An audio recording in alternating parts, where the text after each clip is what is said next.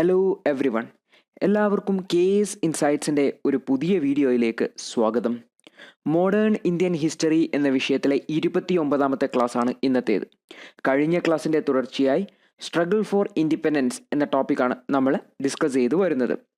ഇപ്പോൾ കഴിഞ്ഞ ക്ലാസ്സിൽ നമ്മൾ നോൺ കോപ്പറേഷൻ മൂവ്മെൻറ്റും സ്വരാജ് പാർട്ടിയുടെ രൂപീകരണവും ഒക്കെ മനസ്സിലാക്കിയിട്ടുണ്ട്. അതിനുശേഷം 1923 ശേഷം ഇന്ത്യയിൽ ബ്രിട്ടീഷ് ഭരണകാലത്ത് സംഭവിച്ച കാര്യങ്ങളാണ് നമ്മൾ ഇന്നത്തെ ക്ലാസ്സിൽ പഠിക്കാൻ വേണ്ടി പോകുന്നത്. അപ്പോൾ നമ്മൾ 1923 സ്വരാജ് പാർട്ടിയുടെ രൂപീകരണത്തെക്കുറിച്ച് പറഞ്ഞിട്ടുണ്ട്. 1924 കോൺഗ്രസ് സെഷന്, അതായത് കോൺഗ്രസിൻ്റെ വാർഷിക സമ്മേളനത്തിന് ഒരു പ്രത്യേകതയുണ്ട്. അന്ന് ഗാന്ധിജിയെയാണ് ഇന്ത്യൻ നാഷണൽ കോൺഗ്രസിൻ്റെ പ്രസിഡൻ്റായിട്ട് തിരഞ്ഞെടുത്തത്. അതായത് മഹാത്മാഗാന്ധി ഒരു പ്രാവശ്യം മാത്രമേ ഇന്ത്യൻ നാഷണൽ കോൺഗ്രസിൻ്റെ പ്രസിഡൻ്റായിട്ട് മാറിയിട്ടുള്ളൂ. അത് 1924 ബൽഗാം സമ്മേളനത്തിലായിരുന്നു. MK Gandhi was the president of 39th Congress session held at Belgaum. അതിനുശേഷം കാൺപൂർ സെഷൻ, 1925 കാൺപൂർ സെഷനിൽ ഇന്ത്യൻ നാഷണൽ കോൺഗ്രസിൻ്റെ രണ്ടാമത്തെ വനിതാ പ്രസിഡൻ്റായിട്ട് സരോജിനി നായിഡുവിനെ തിരഞ്ഞെടുത്തു. ആദ്യത്തെ വനിതാ പ്രസിഡന്റ് ആനി ബസന്റ് ആയിരുന്നെന്ന് നമ്മൾ കഴിഞ്ഞ ക്ലാസ്സുകളിൽ പഠിച്ചിട്ടുണ്ട്. അപ്പോൾ 1924 ബൽഗാം സെഷൻ ഓർത്തു വെക്കണം. അന്ന് മഹാത്മാഗാന്ധിയായിരുന്നു പ്രസിഡൻ്റായിട്ടുണ്ടായിരുന്നത്. അതിനുശേഷമുള്ള തൊട്ടടുത്ത വർഷമുള്ള 1925 കാൺപൂർ സെഷനിൽ സരോജിനി നായിഡുവാണ് പ്രസിഡൻ്റായത്. ഇന്ത്യക്കാരിയായ ആദ്യത്തെ വനിതാ പ്രസിഡന്റ് സരോജിനി നായിഡുവാണ്. അപ്പോൾ second woman to preside over Congress after Annie Besant. അപ്പോൾ ഈ 2 വർഷങ്ങൾ, ഈ 2 കോൺഗ്രസിൻ്റെ സെഷനുകൾ ഒന്ന് ഓർത്തു വയ്ക്കണം, 1924 1925. ഇനി നമ്മൾ പോകാൻ വേണ്ടി പോകുന്നത് 1927 ഇന്ത്യയിലേക്ക് വന്ന ഒരു കമ്മീഷനെ കുറിച്ചാണ്. അതായത് 1919 മൊണ്ടേഗു ചെംസ്ഫോർഡ് റീഫോംസ് ആക്ട് വന്ന കാര്യം നമ്മൾ പഠിച്ചിട്ടുണ്ട്. എന്നാൽ ഈ ഒരു ആക്ടിനെ അത് മതത്തിൻ്റെ പേരിൽ റിസർവേഷൻ കൊടുക്കുന്ന രീതിയിൽ, അതായത് ലെജിസ്ലേറ്റീവ് കൗൺസിലിലേക്കും മറ്റുമൊക്കെ റിസർവേഷൻ കൊടുക്കുന്ന രീതിയിൽ സെപ്പറേറ്റ് ഇലക്ടോറേറ്റ്സ് കൊടുക്കുന്ന ഒരു സിസ്റ്റമാണ് കൊണ്ടുവന്നത്. അപ്പോൾ മതത്തിൻ്റെ പേരിൽ ആൾക്കാരെ വിഭജിക്കുന്നു എന്ന പരാതിയിന്മേൽ ഇതിനെ കോൺഗ്രസ് ശക്തമായി എതിർത്തിരുന്നു. അതിനുശേഷം പിന്നീട് വന്ന സ്വരാജ് പാർട്ടി, അതായത് സ്വരാജ് പാർട്ടി കൗൺസിലുകളിലേക്ക് വലിയ വിജയം നേടി വന്നു എന്ന് പറഞ്ഞു. അവരും 1919 മൊണ്ടേഗു ചെംസ്ഫോർഡ് ആക്ടിൽ ആവശ്യമായ മാറ്റങ്ങൾ വരുത്തണം എന്ന് പറഞ്ഞിരുന്നു. ഈ ഒരു മൊണ്ടേഗു ചെംസ്ഫോർഡ് ആക്ടിൽ തന്നെ 10 വർഷത്തിന് ശേഷം ഈ ഒരു ആക്ടിൻ്റെ വിലയിരുത്തൽ ഒന്ന് നടത്തും, അതായത് ഇതിൽ ആവശ്യമായ മാറ്റങ്ങൾ വരുത്തുമെന്ന് പറഞ്ഞിരുന്നു. പക്ഷേ ഇന്ത്യക്കാരിൽ നിന്നും ഇത്രയും ആവശ്യങ്ങൾ മുന്നോട്ട് വന്നതോടെ ബ്രിട്ടീഷ് ഗവൺമെൻറ് 2 വർഷം മുൻപേ തന്നെ ഈ ഒരു മൊണ്ടേഗു ചെംസ്ഫോർഡ് ആക്ടിനെ കുറിച്ച് അതിൽ മാറ്റങ്ങൾ വരുത്തുന്നതിന് വേണ്ടിയിട്ട് ഒരു കമ്മീഷനെ രൂപീകരിച്ചു. An act of 1919 included the provision for its review after a lapse of 10 years. However, the review commission was appointed in 1927. അതായത് 10 വർഷം എത്തുന്നതിന് മുൻപേ തന്നെ, അതായത് 1927 അതായത് ഈ ഒരു സൈമൺ കമ്മീഷനെ നിയമിക്കുകയുണ്ടായി. It came to known as Simon Commission after the name of its chairman sir John Simon. അപ്പോൾ ഇന്ത്യക്കാരുടെ ആവശ്യമായിരുന്നു മൊണ്ടേഗു ചെംസ്ഫോർഡ് റീഫോംസ് ആക്ടിൽ ആവശ്യമായ റിവിഷൻസ് നടത്തുക എന്നുള്ളത്. ആ ഒരു ആവശ്യം കണ്ടിട്ടാണ് ബ്രിട്ടീഷ് ഗവൺമെൻറ് ഈ ഒരു സൈമൺ കമ്മീഷനെ ഇന്ത്യയിലേക്ക് അയച്ചത്. പക്ഷേ ഈ ഒരു സൈമൺ കമ്മീഷനെ ഇന്ത്യയിലേക്ക് കാലുകുത്താൻ സമ്മതിക്കില്ല എന്നായിരുന്നു ഇന്ത്യയിലെ കോൺഗ്രസ് പാർട്ടിയുടെ നിലപാടുണ്ടായിരുന്നത്. എന്തുകൊണ്ടെന്ന് വെച്ച് കഴിഞ്ഞാൽ ഈ ഒരു സൈമൺ കമ്മീഷനിൽ 7 അംഗങ്ങളുണ്ടായിരുന്നു. 7 പേരും ഇംഗ്ലീഷുകാരായിരുന്നു. അതായത് ഒരു ഇന്ത്യക്കാരനെ പോലും ഈ ഒരു സൈമൺ കമ്മീഷൻ്റെ ഭാഗമാക്കി മാറ്റുന്നതിന്, ഒരു ഇന്ത്യൻ നാഷണൽ കോൺഗ്രസ്സിലുള്ള ഒരു അംഗത്തെ പോലും ഈ ഒരു സൈമൺ കമ്മീഷനിൽ ഭാഗമാക്കി മാറ്റുന്നതിന് ബ്രിട്ടീഷുകാർ തയ്യാറായിരുന്നില്ല. ഇത് ഇന്ത്യക്കാരെ അപമാനിക്കുന്നതിന് തുല്യമായിട്ടാണ് ഇന്ത്യൻ നാഷണൽ കോൺഗ്രസും മറ്റുമൊക്കെ കണ്ടത്. കാരണം സ്വന്തമായിട്ടൊരു ഭരണഘടന ഉണ്ടാക്കുന്നതിന് വേണ്ടിയിട്ട്, അല്ലെങ്കിൽ ഇന്ത്യയിലെ ഭാവിയിലേക്ക് വേണ്ടിയിട്ട് ആവശ്യമായ നിർദ്ദേശങ്ങൾ നൽകുന്നതിന് വേണ്ടിയിട്ട് ഇന്ത്യക്കാർക്ക് ക്യാപ്പബിലിറ്റി ഇല്ല എന്ന് ബ്രിട്ടീഷുകാർ ചൂണ്ടിക്കാണിക്കുന്നത് പോലെയായിരുന്നു ഇത്. കാരണം ഇന്ത്യക്കാർക്ക് കഴിവുണ്ടെങ്കിൽ തീർച്ചയായും ഈ ഒരു കമ്മീഷനിലേക്ക് അംഗമായിട്ട് വരേണ്ടതാണ്. നമ്മളെ ഉൾപ്പെടാതിരുന്നത് ഇന്ത്യക്കാർക്ക് ആ ഒരു യോഗ്യത ഇല്ലാത്തത് കൊണ്ടാണ്, ഇന്ത്യക്കാരെ അപമാനിക്കുകയാണ് സൈമൺ കമ്മീഷൻ രൂപീകരിച്ചത് വഴി ബ്രിട്ടീഷ് ഗവൺമെൻറ് ചെയ്തത് എന്നായിരുന്നു ഇന്ത്യൻ നാഷണൽ കോൺഗ്രസിൻ്റെ വാദം. All of it 7 members were Englishmen. As there was no Indian member in it, the commission faced a lot of criticism even before it is landing in India. അതായത് commission രൂപീകരിച്ച് ഇന്ത്യയിലേക്ക് എത്തുന്നതിന് മുൻപേ തന്നെ Simon കമ്മീഷനെതിരെ ശക്തമായ പ്രതിഷേധങ്ങൾ ഇന്ത്യയിൽ രൂപപ്പെടാൻ വേണ്ടി തുടങ്ങി. The Congress party decided to boycott the commission at their session at Madras in 1927. അതായത് 1927 മദ്രാസിൽ നടന്ന സെഷനിൽ ഈ ഒരു കോൺഗ്രസ് പാർട്ടി ഈ ഒരു സൈമൺ കമ്മീഷനെ ബോയ്ക്കോട്ട് ചെയ്യുന്നതിന് വേണ്ടിയിട്ട് അവരുമായിട്ട് യാതൊരു ചർച്ചകൾക്കും ഇല്ല എന്ന് പ്രഖ്യാപിച്ചുകൊണ്ട് മുന്നോട്ട് വന്നു. Almost all the political parties, including the Congress, decided to oppose the commission. ഇതിനെ ബോയ്ക്കോട്ട് ചെയ്യുന്നത് കൂടാതെ അതിനെതിരെ പ്രതിഷേധങ്ങൾ നടത്താൻ മറ്റുമൊക്കെ എല്ലാ പാർട്ടികളും കൂടി തീരുമാനിച്ചു. അപ്പോൾ സൈമൺ കമ്മീഷൻ ഇന്ത്യയിലേക്ക് വരാൻ വേണ്ടി പോവുകയാണ്. സൈമൺ കമ്മീഷനെതിരെ ശക്തമായ പ്രതിഷേധ പ്രകടനങ്ങൾ നടത്തുന്നതിന് വേണ്ടിയിട്ട് ഇന്ത്യയിൽ എല്ലാ രാഷ്ട്രീയ പാർട്ടികളും ഒത്തുചേർന്ന് നിൽക്കുന്ന ഒരു സാഹചര്യത്തിലാണ് സൈമൺ കമ്മീഷൻ ഇന്ത്യയിലേക്ക് വരുന്നത്. അപ്പോൾ on the fateful day of 3rd February 1928, when the commission reached Bombay, a general hartal was observed all over the country. അതായത് 1927 കമ്മീഷൻ പ്രഖ്യാപിച്ചതെങ്കിലും ഫെബ്രുവരി 3 1928 കമ്മീഷൻ ഇന്ത്യയിലെ ബോംബെയിൽ, അതായത് ഇന്നത്തെ മുംബൈയിൽ ലാൻഡ് ചെയ്യുന്നത്. അപ്പോൾ ഈ ഒരു കമ്മീഷൻ വന്ന ഉടനെ തന്നെ അന്ന് ഹർത്താലായിട്ടാണ് പ്രഖ്യാപിച്ചത്. Everywhere it was greeted with the black flags and the cries of Simon go back. അപ്പോൾ ഈ ഒരു വലതു ഭാഗത്ത് കാണിക്കുന്ന ചിത്രം ഈ ഒരു സൈമൺ കമ്മീഷനെതിരെയുള്ള പ്രതിഷേധ സമയത്ത് എടുത്തൊരു ഫോട്ടോ ആണ്. അതിൽ നമുക്ക് കാണാം ആൾക്കാരുടെ കയ്യിൽ കറുത്ത കൊടികളാണുള്ളത്. കൂടാതെ സൈമൺ ഗോ ബാക്ക് എന്ന് പറഞ്ഞ ബോർഡും കാണാം. ഇതായിരുന്നു ആ സമയത്തെ മുദ്രാവാക്യം. സൈമൺ കമ്മീഷനെ നമ്മൾക്ക് വേണ്ട, സൈമൺ കമ്മീഷൻ ഗോ ബാക്ക് എന്ന് പറഞ്ഞ മുദ്രാവാക്യവുമായിട്ടാണ് ഇന്ത്യക്കാർ തെരുവുകളിലേക്ക് ഇറങ്ങിയത്. അപ്പോൾ ഇതിൻ്റെ ഭാഗമായിട്ട് ഇന്ത്യയിലെ പല ഭാഗത്തും പ്രതിഷേധങ്ങൾ നടന്നു. അപ്പോൾ ലാഹോറിൽ students took out a large anti Simon Commission demonstration on 30 October 1928 under the leadership of Lala Lajpat Rai. അതായത് ഒക്ടോബർ 30 1928 ലാലാ ലജ്പത് റായിയുടെ നേതൃത്വത്തിൽ വെച്ചിട്ട് ലാഹോറിൽ ഒരു വലിയ വിദ്യാർത്ഥികളുടെ ഒരു വലിയ പ്രതിഷേധം നടക്കുകയായിരുന്നു. എന്നാൽ ഇതിനെതിരെ ബ്രിട്ടീഷ് ഭരണകൂടം ലാത്തി ചാർജ് നടത്തുകയും ലാത്തി ചാർജിൽ ലാലാ ലജ്പത് റായ്ക്ക് ഗുരുതരമായിട്ട് പരിക്കേൽക്കുകയും ചെയ്തു. അതിനുശേഷം ഏകദേശം ഒരു മാസത്തിന് ശേഷം ഈ ഒരു ഗുരുതരമായ പരിക്കുകൾ കാരണം ലാലാ ലജ്പത് റായ് മരണപ്പെടുകയും ചെയ്തു. അപ്പോൾ in this demonstration Lala Lajpat Rai was seriously injured in the police lathi charge and he passed away after 1 month. അപ്പോൾ സൈമൺ കമ്മീഷനുമായിട്ടുള്ള പ്രതിഷേധ പ്രകടനത്തിനിടെ മരിച്ച നേതാവിൻ്റെ പേരൊന്ന് ഓർത്തു വെക്കണം, ലാലാ ലജ്പത് റായ്. ഇദ്ദേഹത്തെയാണ് പഞ്ചാബ് സിംഹം എന്നുകൂടി വിളിക്കുന്നത്. അപ്പോൾ ലാലാ ലജ്പത് റായിയെക്കുറിച്ച് നമ്മൾ ഓൾറെഡി പഠിച്ചിട്ടുണ്ട്. അപ്പോൾ സൈമൺ കമ്മീഷൻ്റെ സമരവുമായി ബന്ധപ്പെട്ട് ഇദ്ദേഹം മരണപ്പെട്ട കാര്യം കൂടി ഒന്ന് ഓർത്തു വയ്ക്കുന്നത് നന്നായിരിക്കും. അപ്പോൾ സൈമൺ കമ്മീഷൻ ഇന്ത്യയിലേക്ക് വന്നു. ഇന്ത്യൻ നാഷണൽ കോൺഗ്രസ് ബോയ്ക്കോട്ട് ചെയ്തു. ഇവരുമായിട്ട് യാതൊരു തരത്തിലുള്ള ചർച്ചകൾക്കും ഞങ്ങളില്ല എന്ന് പറഞ്ഞിരുന്നു. The report of the Simon commission was published in May 1930. 1930 മെയ്യിൽ ഈ ഒരു സൈമൺ കമ്മീഷൻ്റെ റിപ്പോർട്ട് പബ്ലിഷ് ചെയ്തു. അതായത് 1919 മൊണ്ടേഗു ചെംസ്ഫോർഡ് റീഫോംസ് ആക്ടിൽ പറഞ്ഞ കാര്യങ്ങൾ ഒന്ന് പരിശോധിക്കുകയാണ് ആക്ച്വലി സൈമൺ കമ്മീഷൻ ചെയ്തിരുന്നത്. അതുകൊണ്ട് തന്നെ ആ ഒരു മൊണ്ടേഗു ചെംസ്ഫോർഡ് ആക്ടിൽ കൊണ്ടുവന്ന 2 പ്രധാനപ്പെട്ട കാര്യങ്ങളുണ്ടായിരുന്നു. ഒന്ന് പ്രൊവിൻസുകളിൽ ഡയാർക്കി കൊണ്ടുവന്നിരുന്നു, അല്ലെങ്കിൽ ഒരു ഡ്യുവൽ ഗവൺമെൻറ് പോലൊരു സിസ്റ്റം കൊണ്ടുവന്നിരുന്നു. കൂടാതെ ബൈ ക്യാമറൽ ലെജിസ്ലേച്ചറും കൊണ്ടുവന്നിരുന്നു. ഇതിൽ ഡയാർക്കി എന്ന് പറയുന്ന സിസ്റ്റം അൺസക്സസ്ഫുൾ ആണ് എന്നൊരു ഒബ്സർവേഷനാണ് സൈമൺ കമ്മീഷൻ്റെ ഭാഗത്തു നിന്നുണ്ടായത്. It was stated that the constitutional experiment with the diarchy was unsuccessful and in its place the report recommended the establishment of autonomous government. അതായത് ഡയാർക്കി പോലെ ചില കാര്യങ്ങൾക്ക് ചോദ്യം ചെയ്യപ്പെടാവുന്ന ഒരു ഗവൺമെൻറ്റും ചില തീരുമാനങ്ങൾ എടുക്കുമ്പോൾ അത് ചോദ്യം ചെയ്യപ്പെടാൻ സാധിക്കാത്തതുമായ ഒരു സിസ്റ്റം, ആ ഒരു ഡയാർക്കി എന്ന് പറയുന്ന സിസ്റ്റം നടപ്പാകില്ല. അതിനു പകരം ഓട്ടോണോമസായി സ്വതന്ത്ര ചുമതലയുള്ള ഒരു ഭരണകൂടമാണ് ഇന്ത്യയിൽ ആവശ്യം എന്നൊരു കാര്യമാണ് സൈമൺ കമ്മീഷൻ മുന്നോട്ട് വെച്ചത്. Simon Commission's report became the basis for enacting the government of India act 1935. അപ്പോൾ ഇതിനുശേഷം ഇന്ത്യയിൽ വന്ന നിയമമാണ് 1935 ഗവൺമെൻറ് ഓഫ് ഇന്ത്യ ആക്ട്. അപ്പോൾ ഈ ഒരു ആക്ടിന് വളരെയേറെ പ്രാധാന്യമുണ്ട്. ഈ ഒരു ആക്ടിൻ്റെ അടിസ്ഥാനത്തിലാണ് പിന്നീട് ഇന്ത്യൻ ഭരണഘടന രൂപം കൊള്ളുന്നതിന് അതിൻ്റെ ഒരു ഫ്രെയിം വർക്ക് എന്ന് പറയുന്നത് ഈ ഒരു ഗവൺമെൻറ് ഓഫ് ഇന്ത്യ ആക്ട് ആയിരുന്നു. അപ്പോൾ ഈ ഒരു ഗവൺമെൻറ് ഓഫ് ഇന്ത്യ ആക്ട് 1935 കൊണ്ടുവരുന്നതിന് ആവശ്യമായ ഇൻപുട്ട് പ്രധാനമായിട്ടും ലഭിച്ചത് ഈ ഒരു സൈമൺ കമ്മീഷൻ്റെ റിപ്പോർട്ടിൽ നിന്നാണ്.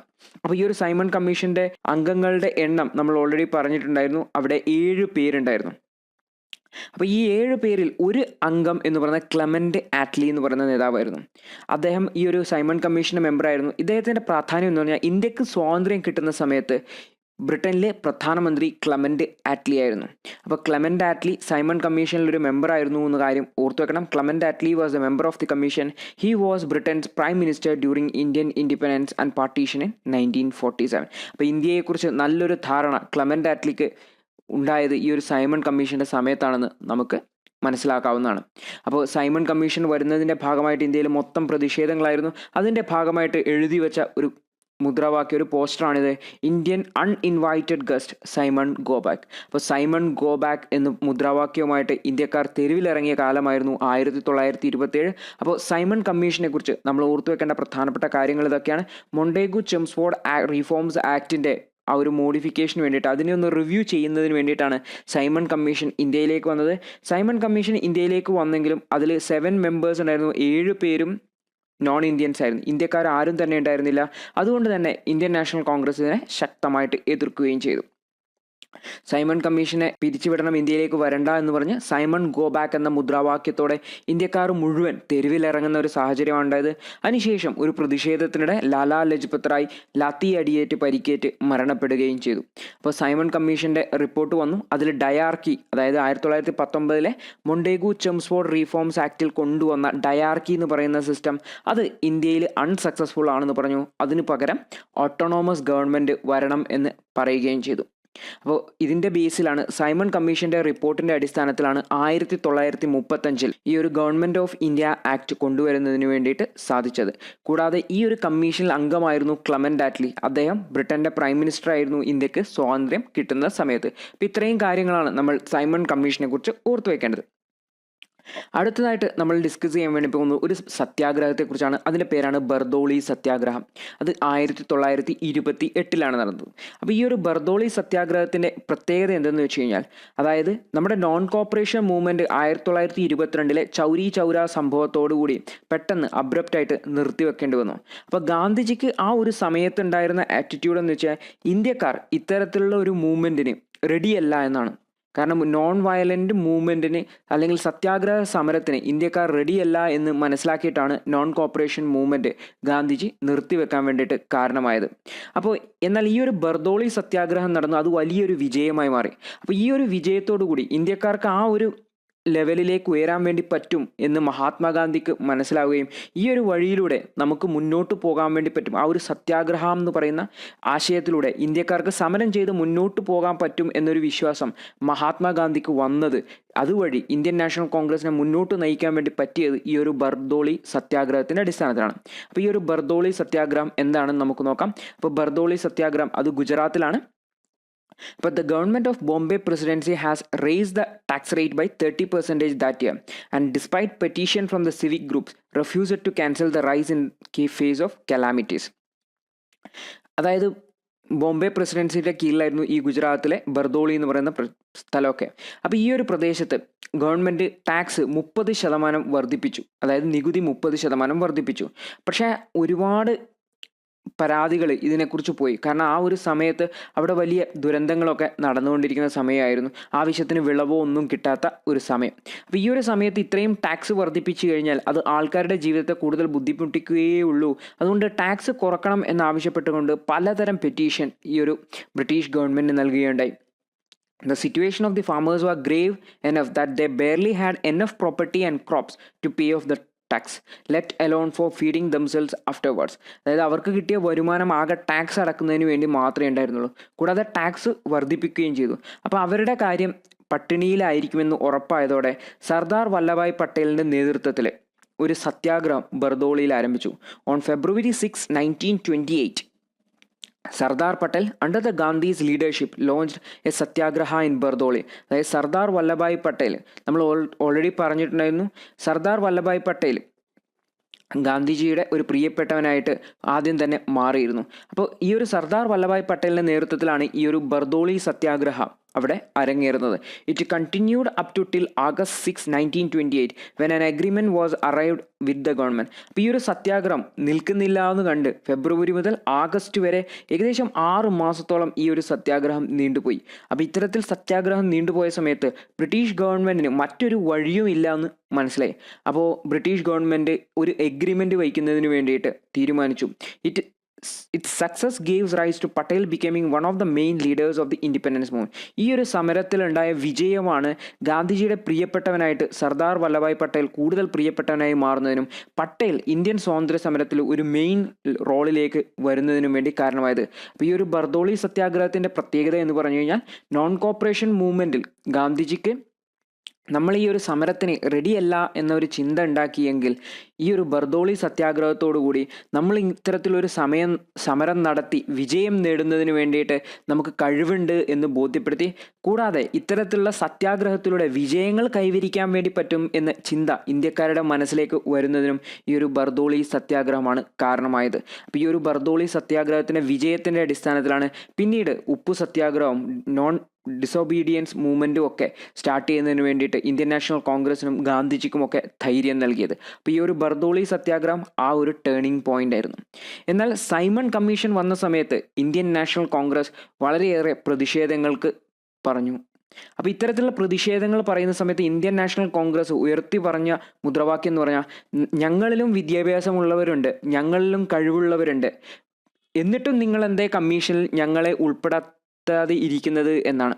അപ്പോൾ ഈ ഒരു ചോദ്യം കേട്ടപ്പോൾ അവിടുത്തെ സെക്രട്ടറി ഓഫ് സ്റ്റേറ്റ്, അതായത് ബ്രിട്ടനിലെ secretary of state Indian national കോൺഗ്രസിനെ വെല്ലുവിളിക്കുകയാണ് ഉണ്ടായത്. നിങ്ങൾക്ക് കഴിവുണ്ടെങ്കിൽ നിങ്ങളൊരു കമ്മീഷൻ രൂപീകരിച്ച് നിങ്ങളൊരു റിപ്പോർട്ട് ഉണ്ടാക്കി നമ്മൾ നോക്കട്ടെ എങ്ങനെയുണ്ട് നിങ്ങളുടെ റിപ്പോർട്ടെന്ന്. അപ്പോൾ ഇത്തരത്തിലുള്ളൊരു വെല്ലുവിളി ഇന്ത്യൻ നാഷണൽ കോൺഗ്രസിനെതിരെ ഉയർത്തിയപ്പോൾ ഇന്ത്യൻ നാഷണൽ കോൺഗ്രസിലെ നേതാക്കന്മാർ ചേർന്നിട്ട് ഒരു 8 അംഗ കമ്മിറ്റി രൂപീകരിച്ചു. ആ ഒരു കമ്മിറ്റിയുടെ പേരാണ് നെഹ്റു കമ്മിറ്റി. അതായത് മോത്തിലാൽ നെഹ്റുവിൻ്റെ നേതൃത്വത്തിൽ ജവഹർലാൽ നെഹ്റു സെക്രട്ടറി ആയിട്ട് രൂപീകരിച്ച ഈ ഒരു കമ്മിറ്റി പിന്നീട് ഇന്ത്യയിലെ ഭരണഘടനാപരമായ മാറ്റങ്ങളെക്കുറിച്ച് പഠിക്കുകയും ഒരു റിപ്പോർട്ട് സമർപ്പിക്കുകയും ചെയ്തു. ഈ ഒരു റിപ്പോർട്ടിനെ കുറിച്ചും നെഹ്റു കമ്മിറ്റിയെ കുറിച്ചും ഒക്കെ നമ്മൾ അടുത്ത ക്ലാസ്സിൽ വിശദമായിട്ട് പഠിക്കാൻ വേണ്ടി പോവാണ്. അപ്പോൾ ഈ ക്ലാസ്സിൽ നമ്മൾ പഠിച്ച കാര്യങ്ങൾ നമുക്കൊന്ന് വേഗത്തിൽ റിവൈസ് ചെയ്യാം. അപ്പോൾ നമ്മൾ തുടങ്ങിയത് സൈമൺ കമ്മീഷനെ കുറിച്ചാണ്. Simon Commission Montagu Chelmsford reforms ആക്ടിൻ്റെ റിവ്യൂക്ക് വേണ്ടി വന്നതാണ്. 10 വർഷമായിരുന്നു റിവ്യൂ പീരീഡ്. പക്ഷേ അതിനു മുൻപേ തന്നെ സ്വരാജ് പാർട്ടിയുടെയും ഇന്ത്യൻ നാഷണൽ കോൺഗ്രസിൻ്റെയും ഒക്കെ ആവശ്യപ്രകാരം നേരത്തെ തന്നെ ആ ഒരു റിവ്യൂ കമ്മിറ്റി വരികയാണ് ഉണ്ടായത്. അപ്പോൾ സൈമൺ കമ്മീഷനിൽ സർ ജോൺ സൈമൺ ആയിരുന്നു. അപ്പോൾ അതിൽ 7 അംഗം പേരുണ്ടായിരുന്നു. ആ ഒരു അംഗങ്ങളെല്ലാം തന്നെ നോൺ ഇന്ത്യൻസ് ആയിരുന്നു, ഇന്ത്യക്കാരും തന്നെ ഉണ്ടായിരുന്നില്ല. അപ്പോൾ ഇതിനെതിരെ ഇന്ത്യൻ നാഷണൽ കോൺഗ്രസ് ശക്തമായിട്ട് പ്രതിഷേധിച്ചു. അപ്പോൾ സൈമൺ കമ്മീഷൻ ഗോ ബാക്ക് എന്നും പറഞ്ഞുകൊണ്ട് ഇന്ത്യയിൽ ഒരുപാട് പ്രതിഷേധങ്ങൾ നടന്നു. അപ്പോൾ ഈ ഒരു പ്രതിഷേധങ്ങൾക്കിടയിലാണ് പഞ്ചാബ് സിംഹം എന്നറിയപ്പെടുന്ന ലാലാ ലജ്പത് റായ് മരണപ്പെടുന്നത്. അതിനുശേഷം ഈ ഒരു സൈമൺ കമ്മീഷൻ്റെ റിപ്പോർട്ട് 1930 സമർപ്പിച്ചു. അപ്പോൾ അതിൽ ഈ ഒരു ഡയാർക്കി എന്ന് പറയുന്ന സിസ്റ്റം അത് അൺസക്സസ്ഫുൾ ആണെന്നും അതിനു പകരം ഇന്ത്യയിൽ ഒരു ഓട്ടോണോമസ് സ്വയം ഭരണമുള്ള ഒരു ഗവൺമെൻറ് ഉണ്ടാക്കുകയാണ് വേണ്ടതെന്നും പറഞ്ഞു. പിന്നീട് ഈ ഒരു സൈമൺ കമ്മീഷൻ്റെ റിപ്പോർട്ടാണ് 1935 ഗവൺമെൻറ് ഓഫ് ഇന്ത്യ ആക്ടിൻ്റെ ബേസിസ് ആയിട്ട് മാറിയത്. പിന്നീട് ഈ ഒരു ക്ലെമൻ്റ് ആക്ട്ലി എന്ന് പറയുന്ന ആൾ ഈ ഒരു കമ്മീഷനിലെ മെമ്പറായിരുന്നു. അദ്ദേഹമായിരുന്നു പിന്നീട് ഇന്ത്യക്ക് സ്വാതന്ത്ര്യം കിട്ടുന്ന സമയത്ത് ബ്രിട്ടൻ്റെ പ്രധാനമന്ത്രിയായിട്ട് ഉണ്ടായിരുന്നത്. അപ്പോൾ അതിനുശേഷം ബർദോളി സത്യാഗ്രഹം നമ്മൾ പഠിച്ചു. ഇത് ഗുജറാത്തിൽ നടന്നതാണ്. ടാക്സ് റേറ്റ് കൂട്ടിയതുമായി ബന്ധപ്പെട്ട് നടന്ന ഒരു സമരമാണ്. അതിലെ നേതാവ് എന്ന് പറയുന്നത് സർദാർ വല്ലഭായ് പട്ടേലായിരുന്നു. ഈ ഒരു സമരത്തിൻ്റെ പ്രത്യേകത എന്ന് പറഞ്ഞാൽ സത്യാഗ്രഹ സമരത്തിലൂടെ നമുക്ക് വിജയം കൈവരിക്കാൻ വേണ്ടി പറ്റും. നമ്മൾ നോൺ വയലൻ്റ് മൂവ്മെൻറ്റിന് സത്യാഗ്രഹം പോലെയുള്ള നോൺ വയലൻസ് മൂവ്മെൻറ്റിലൂടെ വിജയം കൈവരിക്കുന്നതിന് പ്രാപ്തരാണ് എന്ന വിശ്വാസം വീണ്ടും ഗാന്ധിജിക്ക് ആർജിക്കുവാൻ വേണ്ടി സാധിച്ചത് ഈ ഒരു ബർദോളി സത്യാഗ്രഹത്തിലൂടെയാണ്. അപ്പം നമ്മൾ അടുത്ത ക്ലാസ്സിൽ നെഹ്റു കമ്മിറ്റിയെക്കുറിച്ചും നെഹ്റു റിപ്പോർട്ടിനെ കുറിച്ചൊക്കെയാണ് പഠിക്കാൻ വേണ്ടി പോകുന്നത്. അപ്പം നമുക്ക് അടുത്ത ക്ലാസ്സിൽ കാണാം. അതുവരെ good bye, all the best.